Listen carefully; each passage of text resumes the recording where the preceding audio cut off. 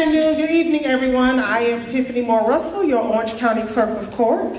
Right now, my partner in crime as we go and support Amendment 10 is our sheriff, one of our constitutional officers as well. So let me tell you what's in Amendment 10. Amendment 10 is one of those amendments that have multiple items within them. So I must tell you that it was one that was presented by the Constitutional Revision Commission. So let me tell you what's in Amendment 10. One thing in Amendment 10 is that it establishes that the Florida legislature will start their session during the even years in January.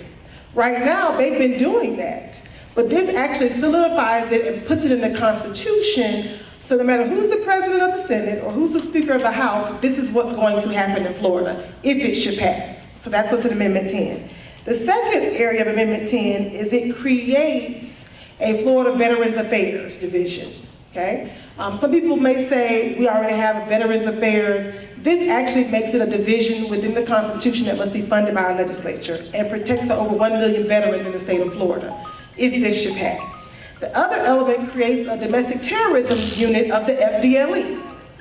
By putting it in the Constitution, it solidifies this too as an actual division within the fdle that must be funded by the legislature. I know our law enforcement in the room, and fdle has gone through a lot of changes, a lot of reorganizations, but this actually creates that office to make sure we have a domestic terrorism office of fdle in the state of Florida. The last element protects constitutional officers from losing their powers and authority from local county commissions and boards. So for example, 8 of our counties in the state of Florida either have an appointed sheriff, an appointed tax collector, an appointed property appraiser. So Amendment 10 protects and ensures that those constitutional officers are elected by citizens and that their powers are not eroded by local government.